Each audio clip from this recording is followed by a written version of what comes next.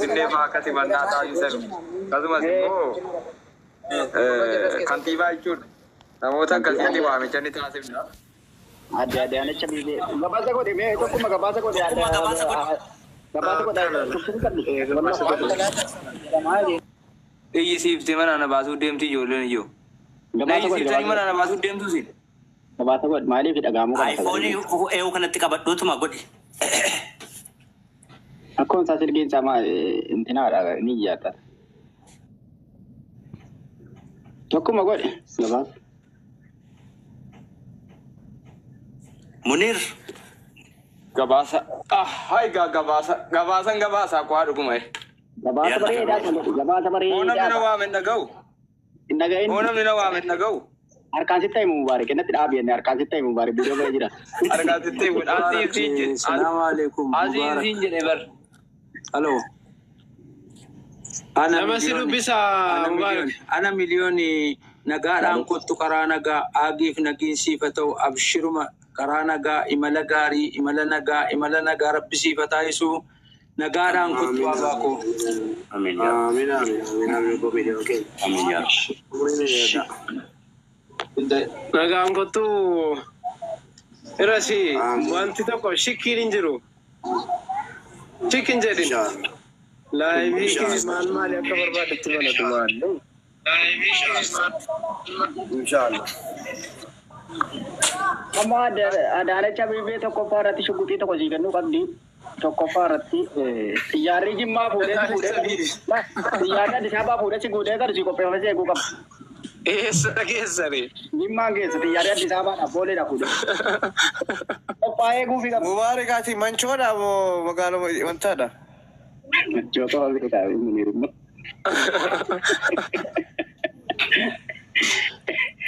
Wallahi artistoota danuun simachuudhaaf qophiidha jabaadhuati. Nama baay'ee ta'e gaaziraam. Tokkummaa guddisi viidiyoo bareedina gochuufi. Viidiyoo Gadoodhamoo maannaamoo manchoodhamoo addanaa baasi gaa'isa achi jimma keessa. Akkanumatti aga baasu qo'e akkanumatti. Tokkumma dafikaati maa waa barreessaa jirtamoo? Silaayyuu maatiin kan. Foto screenshot godhi dafi. Foto kaasaa si kaajole sinis kaasaa. Foto kaasaa. Boonaa ol galchaa namni immoo dhiitara qabdan boonaa ol galchaa. Okay, naa galchaa daaboo okay rakkoon qabu. Galchi boonaa galchi.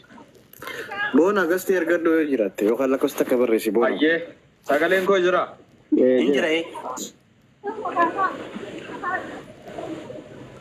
Ayyee daqiiqa.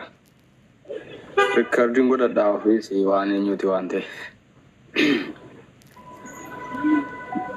Oduu simbirtuu kabajamtoota hordoftoota keenya waggoota dheeraa biyyoota Kaayiroo Ijipti keessa kanan jiraachaa ture guyyaa har'aa imala koo gara Itoophiyaa taasisaan jiraa jedha obbo Mubaarak Musammaa. Waggoota muraasan darban biyya Kaayiroo keessa taa'uun kanneen rakkattootaaf harka qalleeyyii ta'an akkasumas namoota rakkina garaagaraa keessummeessaa turaniif sagalee ta'an ture jedha. Rakkoo fayyaa yeroo gabaabaa keessa na mudateef imala koo kan Itoophiyaatti taasisaa jiru biyyoota akka Turkiitti yaalamuuf asirraan deemuun waan naan mijanneef Itoophiyaa deemee dhukkuba koo yaalamuuf an obboleessi keessan imala koo gara Itoophiyaa taasiseeraa jedha. Yaa kabajamtoota hordoftoota jibbitoota keenya yaa kanneen quba nutti qabaa turtan yaa kanneen quba afur ofitti deebiftanii tokko nutti qabaa turtan ani imala koo rabbii koo waliin taasiseeraa jedha. Kanaaf fayyisu rabbumadha.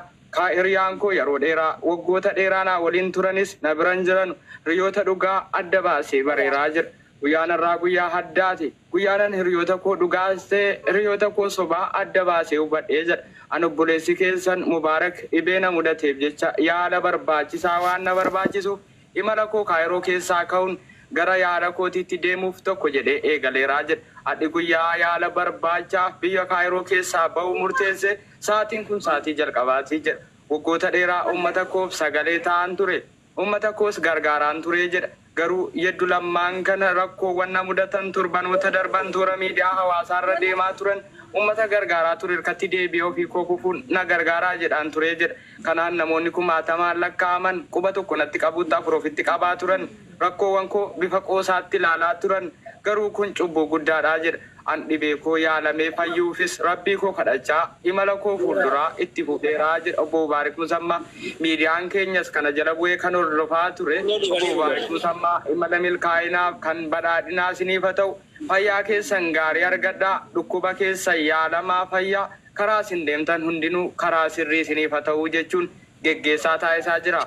Amma kan argaman sagantaa suuraa biyya Kaayiroo Boolee keessatti yoo ta'an sirna geggeessaa isaanii irratti hiriyootaa waliin sirna suuraa ka'insaaf yaadannoof suurota gaalaarii bilbilaa keessa kaa'aman ka'aa jiru.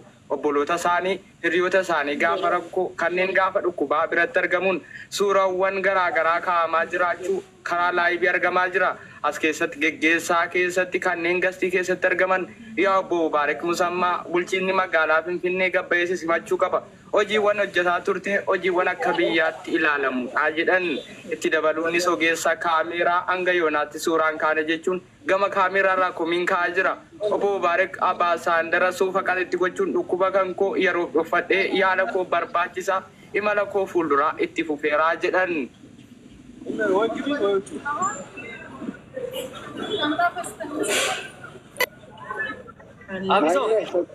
Tokkummaa galatoomi.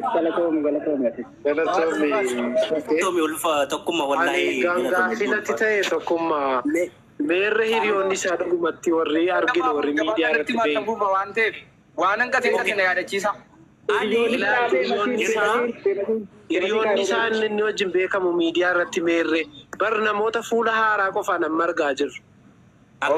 Dhuguma akkuma inni jedhe hiriyoota warri kaan harca'ee dhumeera akkuma inni jedhe jechuudha. Okay, naa galaba. Yaa kabajamtoota hordoftoota keenya an miseensa gastii keessatti kan argamu an obbo Nabaanii Shaafiitii jedha. Ija koo bitaan mirga naannessee dudduubaaf fuuldura kaameeraa keessaan ilaalee hiriyoota isaa yeroo dheeraa eegan biraa dhabee gaddaan nyaatameeraa jedha. Wantoota inni ta'eera hiriyootan biratti eegaa tureef abjuu fuulduraaf isa fayyaduu danda'an jedhee yaadaa ture. Guutummaan guutuutti biraa dhabuun yaaddoo natti uumeeraa jedha.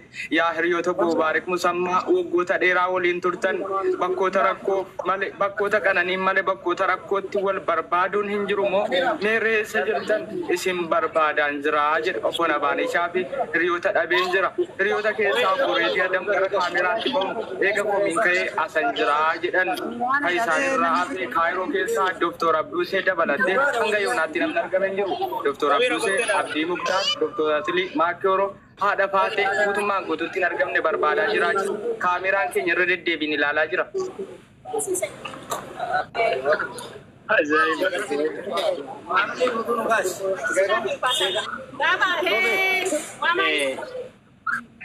Dabalataan dhugaa rabbii dubbachuu fi Mubaarakii nama Oromoo birattillee bakka guddaa qabu. Nama Oromoo foggaa 13 illee dhaabbachaa ture. Geggeessaan mataa irratti iyyuu namoonni aga kana argamuun isaayyuu nama waa tokko argaa hin jiru akka kiyyatti jechuudha. Ani geggeessaa isaa irratti silaa dhugaa rabbii bakki kun silaa guutuu qaba jedhee yaadaa ture. Homtuu hin jiru. Wantoota na ajaa'ibu keessaa jiran obbo Qeerroon geggeessaa isaa keessatti Oromoonni Kaayiroo keessa jiran kanneen manatti hafan si'aan turree jedhan obbo Mubaarak Musammaa Oromoota guddoof aarsaa gurguddaa bu'aa guddaa buusaniiru jedhan. Amboolee yookaan bakki xiyyaaraa hordoftootaaf kanneen isaan deeggaraa isaanii irratti namoonniif lafti waliin ga'u jedhee yaadaa ture garuu waan yaade argaa jiru faallaadhaa jedhan. Kanan arge kan biraa kanan yaade kan biraa jedhan abjuun koo yeroo dheeraa obbo Mubaarak Musammaa gaafa geggeeffaman boolee yookaan bakki xiyyaaraa Oromoota danda'ee baachuun danda'u waan ta'eef baay'ee yaadaa ture jedhan. Garuu wanta faallaa ta'e keessaa namoota muraasa qofa duratti arguun gadda guddaan natti dhaga'amaa jedhan. Akkam jirtu guys du'aa godhaaf himame. Fatihaa Rabbaateetti Fatihaa Dubbeetti. Eebbisoota Kaayiroo keessaa aadde Fatihaa Mujaay yeroo jalqabaaf gara kaameraatti dhufuun obbo Mubaarak Musammaa waliin jirra jechuun sagalee si dhageessiste. Eebbisoota keessaa yeroo barbaadamaa turte yeroo jalqabaaf gara kaameraatti as bahu asan jira jette. Yaa. Dhiirtiin dhumanii Kaayiroo keessa dhiirtiin jiru? Hin jiru. Dhiira geemii malee dhiira nama gaggeessuun qabdanii isin? No. Dhiira sadarkaa qofa qabdu. I'm so sorry. I'm so sorry. Dhiiran qabna. Shamarran qofa dhiirri keessa toofee fi reedii qofa jira argitanii.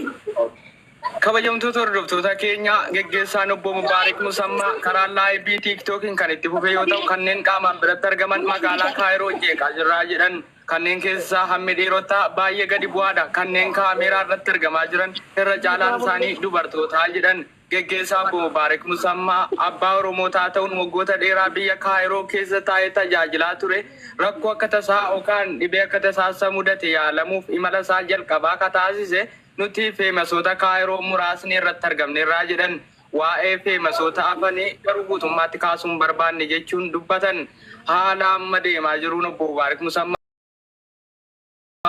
obbo Mubaarak Musammaa yeroo jalqabaaf imala isaanii ka jalqabaa tokko jedhanii eegalaniiru yaalii isaan barbaachisuuf Oromoorraa du'aayis dabalataan barbaadu jechuu waamicha taasisan obbo Reediyaadhaan akkam jirtu yaa kabajamtoota hordoftoota obbo Mubaarak Musammaa geggeessuuf magaalaa Kaayiroo keessatti argamna jedhu obbo Reediyaadhaan itti dabaluunis geggeessaa irratti sirna suuraa yaadannoof mattaawashaawwan kaa'amuu barbaachisaa ta'e obbo Mubaarak Musammaa waliin ka'aa jirraa jedhan obbo Mubaarak Musammaa eebbifnee geggeessaa jirra nuti hiriyoonni isaaf kanneen isa jaallattoota ta'an kanneen naa waliin lakkaa'aman namoonni muraasni cinaa kootti argamu obbo Mubaarak Musammaa geggeessaa jirraa jedhan obbo Mubaarak Musammaa itti tolee biyya keessaa ba'aa jiru osoo hin taane rakkoo akka tasaa mudate yaalamuuf imala isaanii jalqabaa taasisaniiru jedhan artisti Zaazeenuu yoo jiraate gara kaameraatti fidaa jechuun komentii irraa yaada kaasaa jiru artist Isaaq Zeenuu geggeessaa kana irratti maaf argamuu dhabe jechuun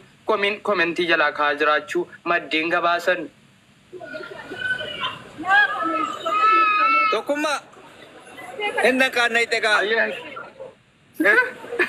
Zeenaa irra buusee inni kan itti kasaa meeqatti kasaa kudha tokkooti. Kasaa kudha tokkooti.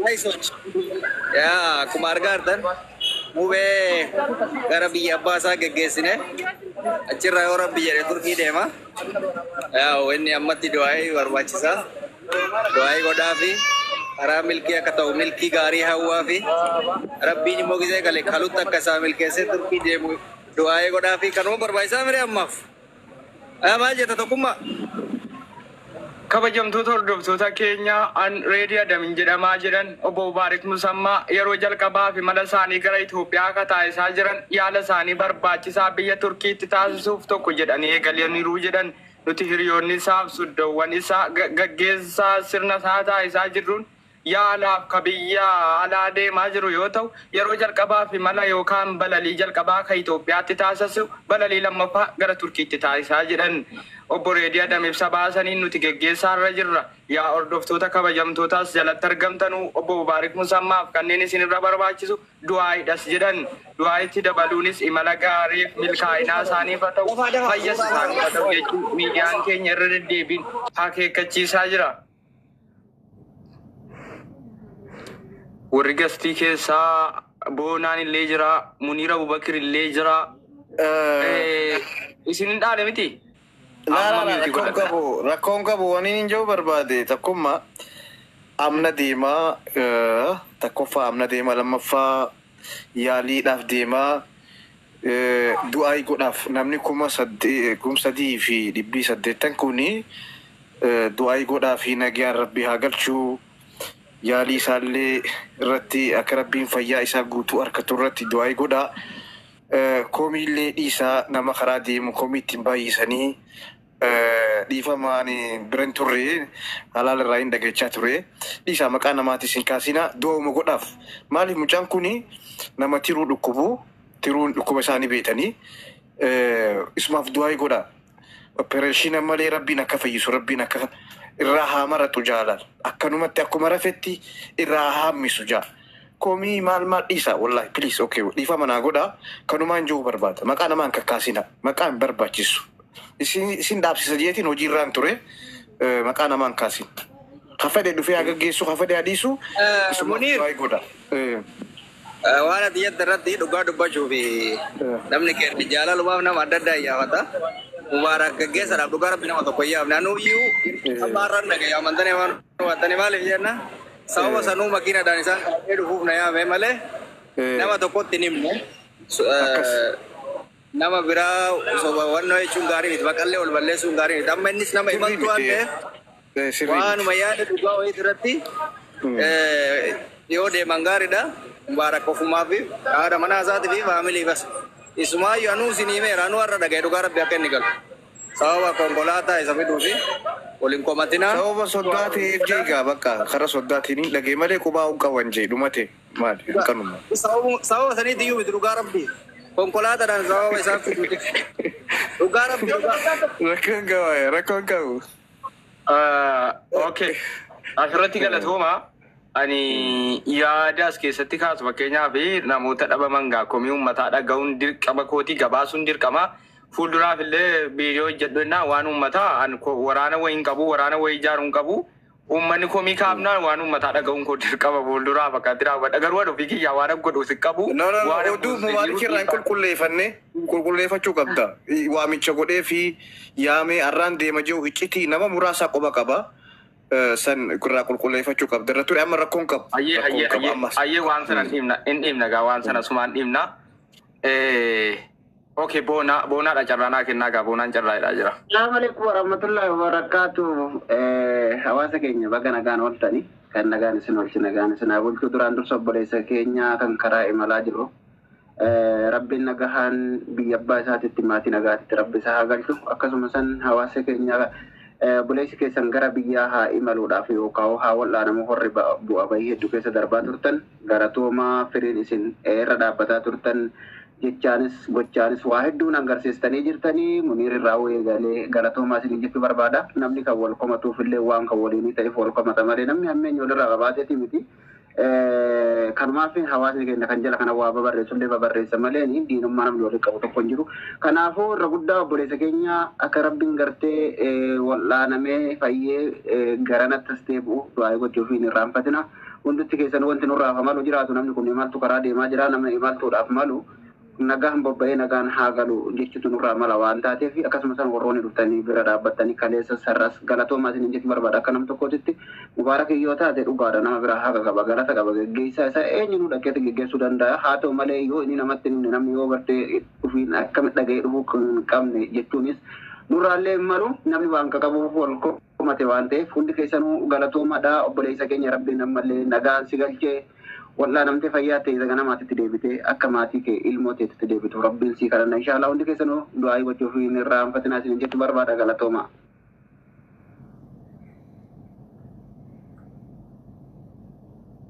Hayyee galatoomii boonaa keenya namoonni dubbachuu barbaadan jirtu asuma taa'in viidiyoon taara waan ta'eef akkas jedhee waa Faatee yoo dubbatte moomee utii irra bilbilisi bira.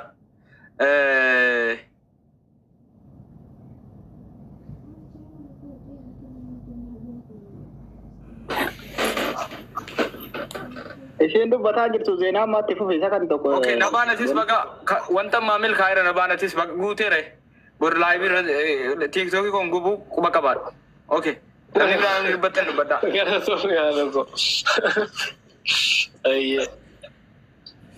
Okay. Mashallah tokkummaa galatoomii waan kana gabaasuu keenyaa fi gabaasuu keetii fi nutu agatee jechuudha gaas. Ati sagalee uummataati waan taatee fi wanta uummanni sitti iyyate tokko nu dabarsuun dirqama. Kanaafuyyuu